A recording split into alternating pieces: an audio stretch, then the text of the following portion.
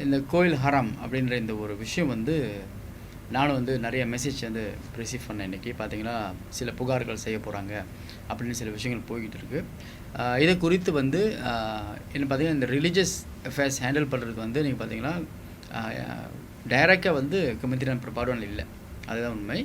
இருந்த போதிலும் இதை கண்காணிப்பதற்கு நம்ம நாளைக்கு வந்து சில தலைவர்களை நம்ம சந்திக்கிறோம். நம்மளோட குறிப்பாக உள்துறை அமைச்சர் அவர்கிட்ட சந்தித்து சில விஷயங்கள் நம்ம வந்து கலந்து பேச போகிறோம். ஏன்னா வந்து இது பார்த்திங்கன்னா இந்த சர்ச்சை வந்து அப்படியே பரவி கொண்டு இருக்குது. கோயில் ஹராம்னு அப்படி ஒன்றும் கிடையாது. ஆக்சுவலி பார்த்திங்களா, அந்த நிலம் என்ன பிரச்சனை இருக்கலாம், மேபி அங்கே வந்து அவங்களுக்கு கோயிலில் பட்டா இல்லாமல் இருக்கலாம், அல்லது வந்து அவங்களுக்கு வந்து முறையாக சில ஆபணங்கள் இல்லாமல் இருக்கலாம். அதனால் வந்து கோவில் எப்பொழுதும் ஒரு ஹராமாக ஆகிறதுக்கான எந்த ஒரு எப்படி சொல்கிறது காரணமும் இல்லை. அதனால் வந்து இப்படிப்பட்ட வந்து பேசுகிறவங்க வந்து கண்டிப்பாக இதை நிறுத்த வேண்டும் இமீடியட்டாக. ஏன்னா வந்து நம்ம சமயத்தை வந்து ரொம்ப சென்சிட்டிவான விஷயம் நம்ம நாட்டில். ஏன்னா பார்த்திங்கன்னா இப்போ எப்படி நம்ம வந்து நம்ம சமயத்தை காக்கணும், நம்மளோட ஆலயங்களும் மதத்தை நம்ம காக்கணும்னோ அதே போல் மற்றவங்களும் அவங்களுக்கு எல்லாத்துக்கும் இன்ட்ரெஸ்ட் இருக்குது. அதனால் வந்து இந்த விஷயத்தை வந்து நம்ம காம்ப்ரமைஸ் பண்ணவே முடியாது. அதனால் இது வந்து கண்டிப்பாக மேல் இடத்துல நம்ம கலந்து பேச போகிறோம். எப்படி இந்த பிரச்சனைகள்லாம் தீர்ப்பது, மக்களுக்கு வந்து ஒரு தெளிவான ஒரு தெளிவு வேண்டும். அதே போல் கோயில் சார்ந்து இருக்கிறவங்களும் சரி, மக்களும் சரி, தயவு செஞ்சு இதை வந்து நம்ம ரொம்ப இமோஷனலாக எடுத்துக்காமல் நம்ம வந்து கொஞ்சம் இன்டலெக்சுவலாக யோசிக்கணும். எப்படி இந்த கோயிலெல்லாம் இவ்வளோ பிரச்சனைகள் இருக்குல்ல, இந்த கோயிலுக்கு என்ன தீர்வு காணலான்னு நம்ம யோசிப்போம். இன்றைக்கி அவங்க வந்து நம்ம வந்து கோயில் ஹராமன்னு சொல்லி அதை நம்ம வந்து இப்போ ரியாக்ட் பண்ணும்போது அதை நம்மளே ஒத்துக்கொள்கிற மாதிரி ஆகுதில்ல. ஸோ நம்ம என்ன செய்யணும், முதல்ல இதெல்லாம் நிப்பாட்டிட்டு இந்த கோயிலில் இருக்கிற பிரச்சனைகள் வந்து நம்மளோட பிரதமர் துறை அதிகாரி சொன்னது போல் ஏறக்குறைய மலேசியா முழுவதும் அதிகாரப்பூர்வமாக பதிவு செய்த ஆலயங்கள் ஏறக்குறைய 3000க்கு மேற்பட்டு இருக்கிறது.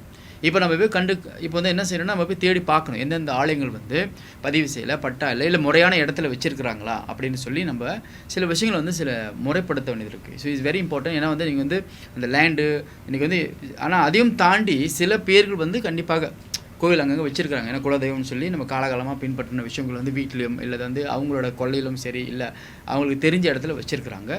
இதெல்லாம் வந்து ஒழுங்குபடுத்துவதற்கு கண்டிப்பாக உள்துறை அமைச்சர் மற்றும் சம்பந்தப்பட்ட அமைச்சர்கிட்ட நம்ம இதை பேசி கலந்து ஒரு நல்ல ஒரு தீர்வு காண வேண்டும். என்னோட தாழ்மையான பணிவான வேண்டுகோள், மக்கள் தயவு செஞ்சு இதை நினச்சி நீங்கள் வந்து கோவப்பட்டு ஆவேசப்பட்டு நம்ம முடிவு எடுக்காமல் நிதானமாக சிந்தித்து இதுக்கு எப்படி தீர்வு காணலாம் அப்படின்றத நீங்கள் எல்லோரும் முன் வந்தீங்கன்னா அரசு எப்பொழுதும் ஒத்துழைத்து இதுக்கு ஒரு நல்ல தீர்மானம் கொடுக்குன்னு நம்ம எதிர்பார்க்குறோம்.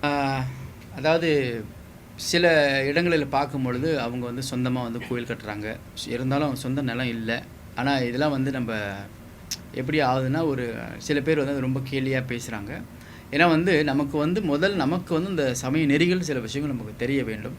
ஏன்னா வந்து சில விஷயங்கள் வந்து நம்மளும் இந்த ஒரு நாடுன்னு சொல்லும் பொழுது சில சட்டத்திட்டங்கள் இருக்குது. We have rule of law, நமக்கு சட்டங்கள் இருக்கிறது, விதிமுறைகள் இருக்கிறது. அதே போல் உள்ளாட்சி மன்றம், நகராட்சி மன்றம், இப்படி வந்து பல துறைகள் சம்மந்தப்பட்டிருக்கிறது. அதனால் வந்து நம்ம தெய்வ வழிபாடை வந்து சில நேரத்தில் நம்மளே பண்ணுற தவறுனால தான் நம்மளை சில பேர் கேலி பண்ணுறாங்க. என்னோடய கருத்து வந்து என்னென்னு கேட்டிங்களா, இதெல்லாம் நம்ம தவிர்க்க வேண்டும். இதுக்கு முன்னாடி நடந்திருக்கலாம், ஆனால் இப்போது இந்த மடானி அரசாங்கத்தில் கீழே வந்து நம்ம வந்து இதெல்லாம் ரொம்ப கவனமாக கண்காணிக்கிறோம். அதாவது அங்கே ஆலயம் வைக்கிறது பிரச்சனை இல்லை, மற்றவங்க நிலத்தில் வைக்கும் போது தான் இங்கே பிரச்சனை ஆகுது. யாரும் வந்து ஆலயம் வைக்கக்கூடாது, வழிபாடுகள் தலங்கள் இருக்கக்கூடாது, அதை பற்றி யாரும் சொல்ல கிடையாது.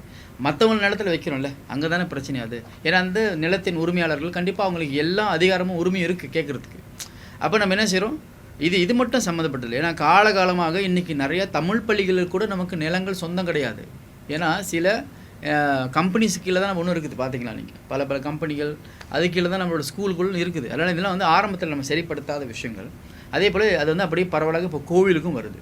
அதனால் வந்து நம்ம மீண்டும் சொல்வது என்னவென்றால், நம்ம வந்து இமோஷனலாக அதை யோசிக்காமல் கொஞ்சம் அறிவுபூர்வமாக யோசித்து எந்தெந்த கோவிலாம் நீங்கள்லாம் பண்ணி உங்களுக்கே தெரியும். இப்போ கோவில் சம்மந்தப்பட்டவங்க முதல்ல நீங்கள் வந்து போய் விசாரிக்கணும், அந்த கோவில் அங்கே வச்சுட்டு சரியா இல்லையா, அதுக்கு அனுமதி இருக்கா இல்லையா, இல்லையா அதை நீங்கள் வேறு இடத்துக்கு இடமாற்றம் செய்ய போகிறீங்களா அப்படின்றத நீங்கள் முதல்ல கோவிலில் இருக்கிறவங்க எல்லாரும் இதை கண்டிப்பாக கவனிக்க வேண்டும்.